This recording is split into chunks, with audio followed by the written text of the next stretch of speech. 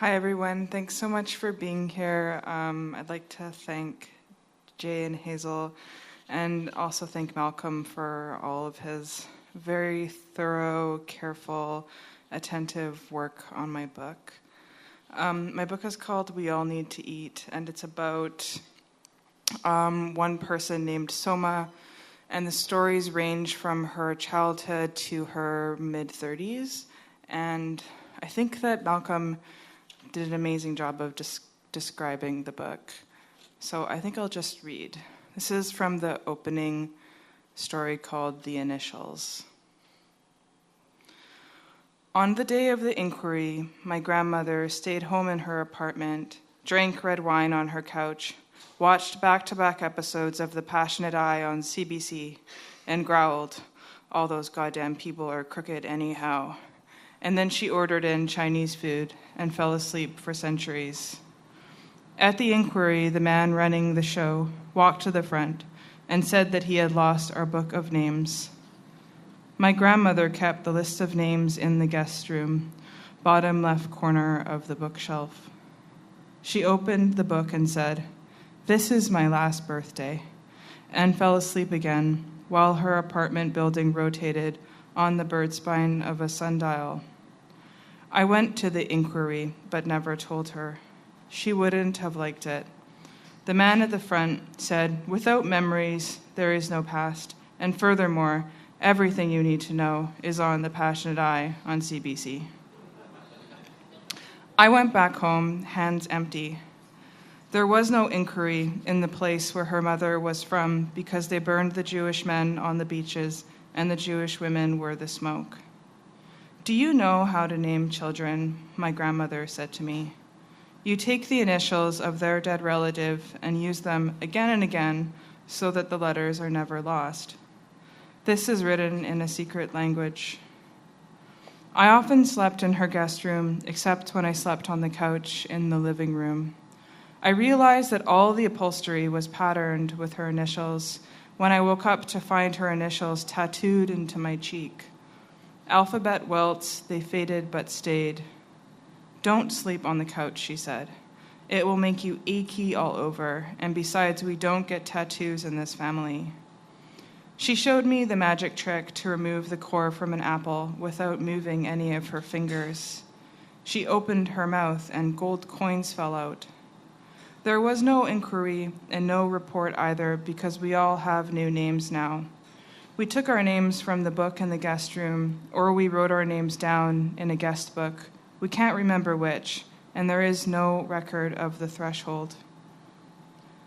When I got home from the inquiry, I lay down on my own bed and fell asleep. When I woke up, The Passionate Eye was on CBC again, part of a series she would have loved about Hillary Clinton and empowered female leaders. The next day, we released her remains, and the day after that, it had been a whole year since her death. I received a book in the mail. All the rest had been sold or given away or disappeared. This book made it across the ocean in the belly of a ship that my grandmother kept hidden in needlepoint art, a person with a jug, a boy squatting in shorts. There is no record of the boat's arrival. She always said she didn't know very much about what happened, nothing that would be of use anyway, an amnesiac with a stomach full of facts.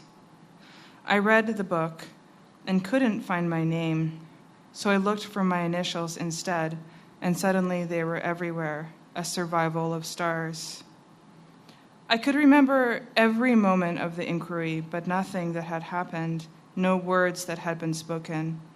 I'd sat in the front row and taken notes like I always do, because it is important to have a record, but only the first letter of every word, all of the initials. There was no inquiry from my grandmother's relatives and the place they came from because she only used Yiddish to speak with her sister and with the dead. It isn't a secret, but it isn't much of a history either. Only speak to yourself in a language only you can understand, and then you can put it away forever.